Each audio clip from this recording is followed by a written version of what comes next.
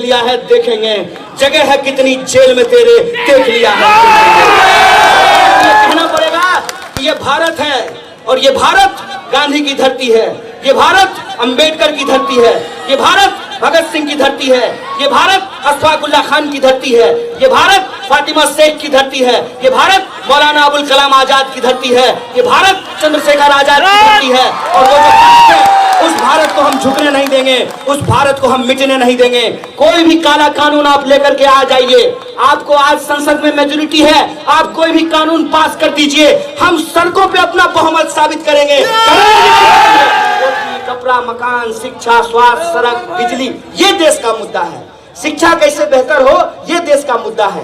बिहार का सबसे बड़ा मुद्दा क्या है? बिहार का सबसे बड़ा मुद्दा यह है कि बिहार के लोगों को अपने परिवार को पालने के लिए अपना घर-बार छोड़ करके दूसरे राज्यों में जाकर के काम करना पड़ता है। और जब वो वहाँ काम करते हैं तो हमारे साथ क्या बर्ताव होता है? बिहारी शब्द को इन लोगों ने गाली बना दिया है। उनका खेत हम काटते हैं, उनके लिए ठेला रिक्शा हम चलाते हैं, उनका घर हम बनाते हैं, मेहनत मजदूरी करते हैं, लेकिन दो शब्द सम्मान के हमको नहीं मिलता है, वो बिहारी शब्द को गाली बोलते हैं। इसीलिए ये जो हमारा बुनियादी सवाल है, मैं उन नौजवानों से कहना चाहता हूँ जो अपने हाथ में भाजपा का झंडा उठाए हैं, दोस्त तुम नेताजी के पीछे खड़ा होकर के वंदे मातरम करोगे, नेताजी संसद पहुंच जाएंगे, अपने बेटा को फिर सांसद बनाएंगे, तुम रोड पे खड़ा होकर के वंदे मातरम ही करते रह जाओगे। इस बात में वंदे मातरम करने का मतलब, वंदे मातरम करने का मतलब अपने देश से प्यार करना होता है, अपनी मिट्टी से प्यार करना होता है, किसी पार्टी या नेता का चापलूसी करना नहीं होता।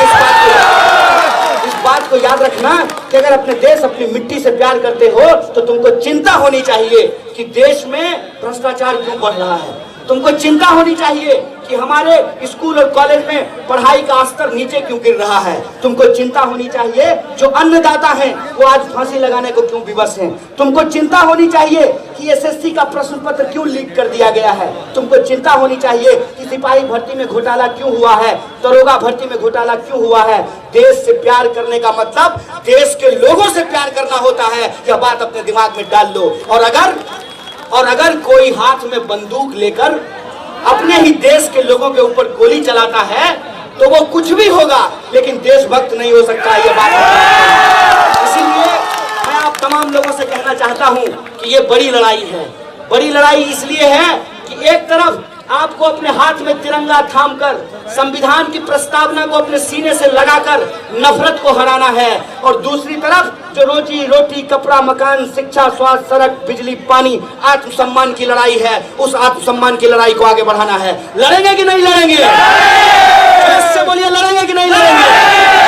सरकार को हमको बताना पड़ेगा, सरकार को हमको कहना पड़ेगा और साहस से खड़ा होकर के, सीना तान करके सरकार के आंख में आंख डाल करके बताना पड़ेगा कि यह सरकार, दम है कितना दमन में तेरे, देख लिया है देखेंगे, जगह है कितनी जेल में तेरे, देख लिया है। और आज फिर से अंग्रेजों की नीति पे चलने वाली एक सरकार दिल्ली में बैठी है, तो हम सरकार को कह देना चाहते हैं कि यह सरकार, अगर तुम जनरल डायर बनने के लिए तैयार हो तो हम भगत सिंह की तरफ फांसी पर चलने के लिए तैयार हैं। इस बात को याद रखना कि अगर तुमने अपने वादे से जिस तरीके से इस देश को गुमराह किया है, तुम गुमराह करोगे तो हम घर घर जा करके, मोहल्ले मोहल्ले जा करके, पूरा देश घूम करके अपनी देश की जनता को बताएंगे कि यह देशवासियों, ये जो लुटेरी सरकार है इसको हमको हराना है और संविधान को जिताना है, संविधान को बचाना है। बोलिए, बचाना है कि नहीं बचाना है? बोलिए, आप किसको मानते हैं, गांधी को कि गोडसे को? अगर गांधी को मानते हैं और आपके हाथ में तिरंगा है तो अपने दिमाग में आप डाल लीजिए कि जिस तरीके से अंग्रेजों ने इस देश में हिंदू मुसलमान करके, इस देश की जनता को गुमराह करके, दंगे फैला करके हमारे ऊपर राज किया था, उसी तरीके से अंग्रेजों के ये चमचे देश में हिंदू मुसलमान करके, दंगे फैला करके हमारे ऊपर राज करना चाहते हैं। तो हम इनको बता देंगे कि हिंदू, मुस्लिम, सिख, ईसाई आपस में है भाई भाई, लड़ाई हम नहीं होने देंगे। ये संकल्प हम लोगों को लेना पड़ेगा। हमको ये समझना पड़ेगा कि असली खेल कहाँ पे चल रहा है, असल खेल हो कहाँ पे रहा है।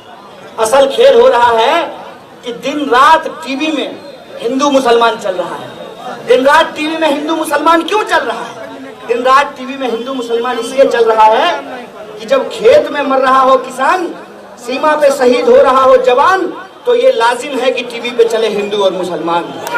इसीलिए कि आप अपने हाथ में रॉड ले लें, आप अपने हाथ में बंदूक ले लें, एक दूसरे ऊपर गोलियां चलाते रहें और ये अपने बेटा को बीसीसीआई का सेक्रेटरी बना दें, ये अपने बेटा को मंत्री बना दें, ये अपने बेटा को विधायक बना दे, ये अपने बेटा को नेता बना दे और आपको ये दंगाई बनाना चाहते हैं। तो मैं खास करके इस देश के जो बहुसंख्यक समुदाय के लोग हैं, मेरा नाम कन्हैया है, मैं उनसे कहना चाहता हूं कि दोस्त एक बार सोच करके देखो, दिल दे दिए हो तो दिल का कोई हिसाब नहीं होता है।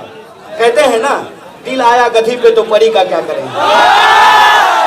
तुम दिल दे दिए हो, उस पे हम सवाल नहीं करना चाहते हैं। होता है ना कि जब नौजवान को किसी लड़की से मोहब्बत हो जाए, किसी लड़की को किसी लड़के से मोहब्बत हो जाए, तो माँ बाप जब उसको समझाते हैं कि बेटा प्यार वार अपनी जगह पे है, थोड़ी पढ़ाई भी कर लो, अगर पढ़ाई नहीं करोगे तो नौकरी नहीं मिलेगी, और नौकरी नहीं मिलेगी ना तो प्यार जो है वो खिड़की से कूद करके बाहर चला जाएगा। यह बात कई बार हमको समझ में नहीं आती है, क्योंकि हम दिमाग नहीं लगाते हैं, दिल लगा बैठे हैं। तो जो लोग दिल लगा बैठे हैं, मैं उनसे यही कहना चाहता हूँ कि दोस्त, दिल भी अगर धड़कता रहे, इसके लिए पेट में अनाज का होना बहुत जरूरी है।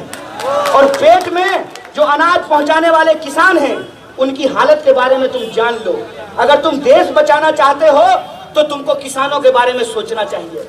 अगर तुम देश से प्यार करते हो तो तुमको मजदूरों के बारे में सोचना चाहिए। अगर तुम देश से प्यार करते हो तो तुमको अपने देश की यूनिवर्सिटी और कॉलेज से भी प्यार करना चाहिए। क्या स्थिति की गई है इस देश में, 12,000 किसानों ने आत्महत्या की है।